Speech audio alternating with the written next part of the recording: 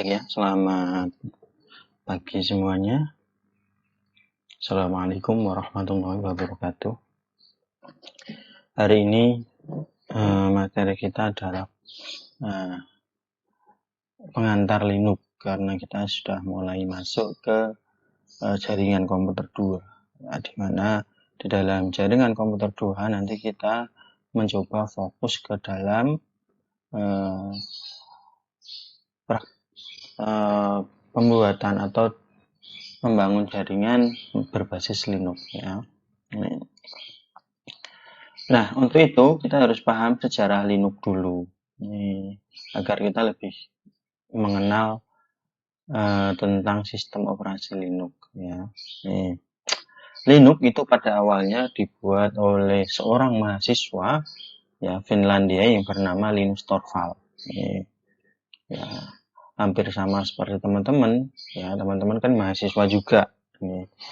Tapi teman-teman saat ini masih dalam tahap proses pembelajaran ya, sedangkan Linus Torvald ya, dia memang sudah punya basic sebagai programmer, sehingga ketika menjadi mahasiswa dia lebih mendalaminya dan membuat sebuah sistem operasi bernama Linux.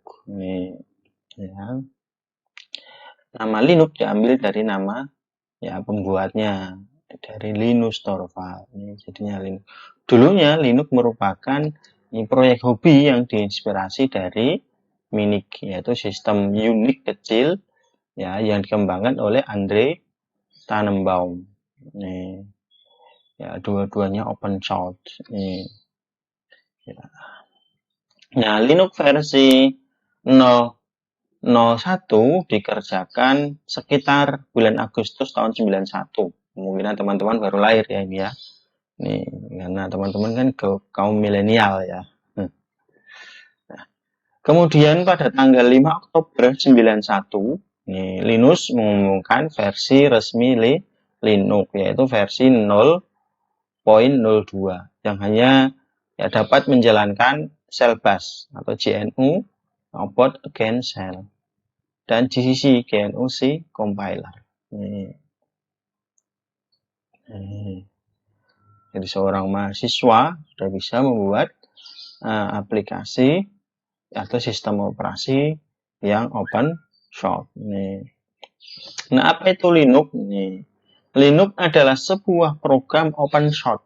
Jadi sifatnya terbuka, ya, sumbernya terbuka, yang gratis di bawah lisensi GNU. Jadi seandainya Anda ya mau mengembangkan Linux sendiri, ya, kemudian Anda kembangkan dan Anda beri nama sendiri, silakan. Sama seperti programmer Indonesia dulu memodifikasi Linux, ya, kemudian memberi nama sistem operasi Garuda. Tapi sekarang kurang paham perkembangannya seperti apa. Kemudian sistem operasi ya 32 sampai 64 bit. Jadi beroperasi di 32 sampai 64 bit yang merupakan turunan dari Unix yang dapat dijalankan pada berbagai macam platform perangkat keras, mulai dari Intel x86 hingga prosesor CASE. Ya, jadi dapat dijalankan di berbagai macam platform.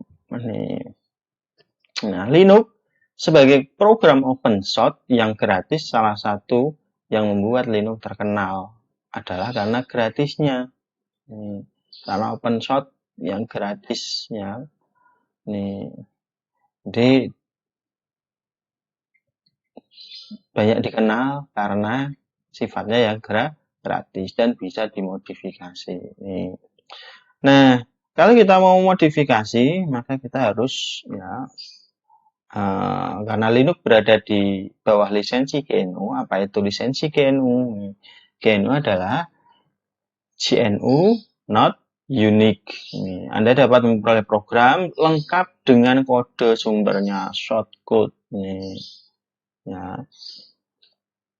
Jadi mendaftar dulu ke GNU Anda diberikan hak untuk mengcopy sebanyak Anda mau, atau bahkan mengubah kode sumbernya. Dan itu semua legal di bawah lisensi. Ya, teman-teman yang suka ngotak-ngatik sistem operasi, silakan bisa mencobanya. Meskipun gratis, lisensi GNU memperbolehkan pihak yang ingin menarik biaya untuk penggandaan atau pengiriman program. Ya. Jadi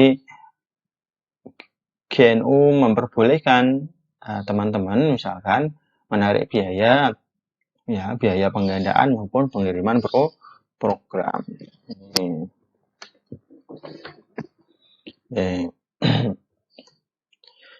Nah, referensi lengkapnya bisa dilihat di ya http://www.gnu.org. Nah, keuntungan apa yang dimiliki oleh Linux atau keuntungan apa ketika kita memakai Linux? Yang pertama, tidak perlu membayar lisensi yang mahal. Ya, kalau kita menggunakan, mohon maaf, sistem operasi Windows, sebenarnya kita kan harus membayar lisensi yang mahal. Nah, tapi sekarang juga dengan 300.000 nih kita sudah dapat lisensi Windows, ya. Sekitar 300 sampai 400.000 lah. Kemudian kebebasan memperoleh kode sumber atau source code. Dan untuk mengubahnya bersama-sama komunitas Linux yang terbuka. Jadi ada komunitasnya. Ini berimplikasi pada beberapa hal penting, yaitu keamanan dan dinamika. Karena sementara virus ya, belum mau masuk ke Linux. Ya karena itu sumbernya gratisan dan orang tertentu saja yang ya, tertarik menggunakan Linux. Nah, perkembangannya pengguna Linux sebagai komunitas yang terbuka ini membuat bug akan cepat diketahui.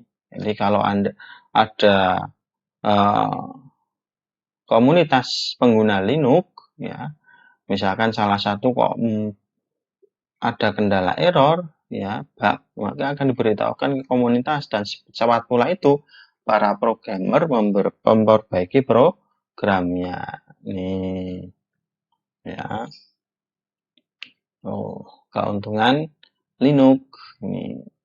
Keuntungan yang lain, ini banyak aplikasi dan bahasa pemrograman yang sudah tersedia di Linux. Ya, seperti bahasa pemrograman ini. Ya, Basic, ya ada C, Fortran, ya GTK yang buat aplikasi GUI, kemudian GUI ya. Kemudian ada Pascal, ada Python, ya ada script shell, ada Perl, ya, script CGI di web, ya. Kemudian ada Kylix. Jadi sudah ada bahasa pemrograman yang terinstall. Kemudian ada program DBMS, ya, Database Management System, ada Informix, ada Lib, ada PostgreSQL, ada MySQL. Kemudian ada program aplikasi bisnis, ya, OpenOffice, ya, StarOffice, ya, Appliceware, ya, KOffice, ini, Spreadsheet, ya, Bword, WordPerfect, ya, Tag, ini, ya. Jadi ini sebuah tersedia kita instalasi Linux. Nah, OpenOffice sebagai pengganti Microsoft Office kalau di Windows. Kemudian ada aplikasi gratis. Ini sudah ada Blender. Ini bagi yang suka modifikasi video dan sebagainya ya. Kemudian ada game, ada ME10, ada Megahedron, ada OCR Shop, ada Post Shop, ada ScanShift, ada Sketch, ada Varicat. Ini. Kemudian untuk aplikasi jaringan, ini aplikasi grafis, mohon maaf. Aplikasi jaringan ada Cyan, ada Nmap, ya, ada MRTG, ada Tripwire, ada SSH, Secure Shell, ada Visual Root, ada Squid. Nih. Jadi pengembang dan produsen banyak yang sudah menyediakan produk mereka untuk mensupport Linux. Nih. Ya, nah, fitur-fitur Linux. Yang pertama ada multitasking. Nih. Dan dukungan 32 bit mampu menjalankan beberapa perintah secara bersamaan. Itu multitasking. Dengan memanfaatkan model terlindung protected mode dari Intel 80386 ke atas. Nih. Kemudian multi-user dan multi-session. Ya. Jadi, Linux dapat melayani beberapa user yang login secara bersamaan. Nih. Sistem filenya sendiri mempunyai keamanan yang ketat dan dapat dimodifikasi secara optimal untuk akses file ke user atau grup tertentu saja. Nih. Kemudian ada dukungan Java. Jika dikompilasi pada level kernel, Linux ya dapat menjalankan Java Applet sebagai aplikasi. Kemudian fitur yang lain memiliki virtual memory. Nih. Jadi Linux menggunakan sebagian dari hard disk Anda dan memperlakukannya sebagai memori sehingga meningkatkan memori Anda sebenarnya. Nih. Ya. Kemudian Linux menawarkan sistem file yang hierarkis ya, dengan beberapa folder utama yang sudah dibakukan. Ini ada file system standar FSS-TND. Ya. Grafis antarmuka pemakai atau GUI Graphical User Interface yang dipergunakan Linux adalah sistem X Windows. Ya. Oke. Kemudian ciri khas Linux ya dia memiliki TUG sebagai logo. Nih, ya logonya ini TUG nih. Ya. Saat itu ya Linus Torvalds ya pencipta Linux ya sedang berjalan-jalan di sebuah taman. Tiba-tiba Torvalds dipatok oleh penguin. Dan semenjak itu pula ia mengalami demam selama berhari-hari. Nah, dia pikir karakter ini cocok mewakili Linux ya. Ia ingin pemakainya menjadi demam alias tergila-gila untuk menggunakan dan mengutak-utik Linux. Makanya disimbolkan logonya adalah ya, penguin. Nih. Dan ternyata apa yang dibayangkannya menjadi kenyataan. Hampir setiap pemakai saat pertama kali berkenalan dengan Linux menjadi susah tidur. Keingintahuannya ya membuat susah tidur nih. Dan menghabiskan waktunya berjam-jam di depan komputer untuk bermain-main dengan Linux. Nah, kemudian kemampuan Linux apa saja? Nih. Sebagai standalone PC atau komputer pribadi yang berdiri sendiri, Anda akan temukan bahwa Linux adalah sistem operasi yang dapat diandalkan. Kemudian tidak ada lagi gangguan virus, hang di tengah jalan atau reboot beberapa kali. Nah, apalagi jika komputer Anda terhubung ke internet, Linux menjanjikan keamanan yang cukup memadai. Nah, kemampuan Linux yang lain adalah selain tangguh sebagai komputer pribadi, Linux menawarkan kinerja optimal untuk dijadikan sebagai server. Nah, beberapa aplikasi server yang selalu disertakan hampir di setiap distribusi atau varian Linux antaranya adalah web server, HTTPD, kemudian FTP server, FTPD, mail server, ya name server, daemon standar, ya, kemudian DHCP server. Nah, distribusi Linux nih saat ini banyak beredar distribusi Linux atau varian Linux seperti ada Red Hat, ada SUSE, ada Mandrake, ada Slackware, ada Debian, ada WinLinux, ada Windows, ada Caldera Open Linux, ada Core Linux, ada Gentoo, ya ada Knoppix dan lain-lain. Nah, di Indonesia para programmer membuat Garuda. Nih. Red Hat, SUSE, Mandrake, Shelldev, dan Debian adalah beberapa dari distribusi besar yang digunakan di Indonesia. Nih, ya. Ya, tapi prinsipnya Linux itu satu, yaitu kernel yang dikembangkan oleh Linus Torvald dan kawan-kawan. Ya, meskipun namanya beda-beda, tapi pada dasarnya ya variannya beda-beda, tapi pada dasarnya adalah ya sistem operasi yang dikembangkan oleh Linus Torvald. Nah, pembeda antar distribusi bagaimana, Pak? Ya, instalasi. Yang pertama, pada waktu proses instalasi masing-masing distribusi menggunakan metode dan antarmuka sendiri-sendiri untuk instalasinya. Kemudian aplikasi yang disertakan. Program-program di Linux atau sering disebut sebagai paket jumlahnya ini banyak sekali. Dan masing-masing distribusi memberikan paket-paket alternatif yang berbeda di samping paket standar yang dapat ditemui hampir di setiap distribusi. Jadi tiap varian atau distribusi itu menyertakan aplikasi sendiri-sendiri. Kemudian yang ketiga, ya aplikasi program bantu. Hampir di setiap distribusi mempunyai program bantu yang memudahkan pemakai. Contoh, Red Hat menyertakan program RPM atau Red Hat Package Manager, di mana program ini memudahkan pengguna untuk menginstal dan menghapus program binary. Kalau SUSE menyertakan yet another setup tool untuk manajemen program dan sistem. Kemudian yang kedua menyertakan SAC SUSE Advanced Egg Configuration untuk membantu instalasi Egg Windows. Kemudian contoh lain, Slackware menyertakan paket EKG tool untuk install dan hapus program.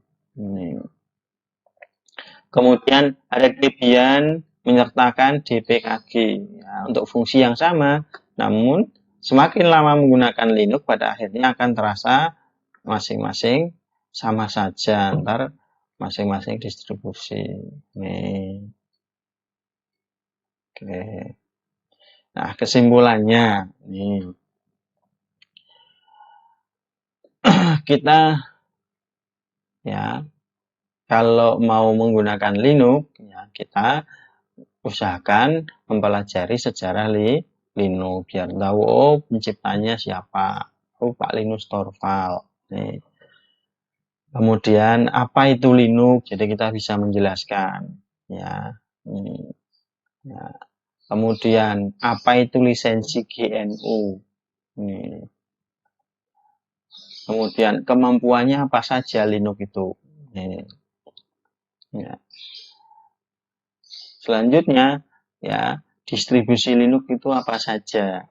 Atau varian Linux itu apa saja? Selesai. Nah, ini ada sedikit latihan soal untuk teman-teman. Sistem operasi apa yang menjadi inspirasi Linux dan dikembangkan oleh siapa? Nanti Anda jawab, Anda kirimkan melalui Classroom saat UTS kemarin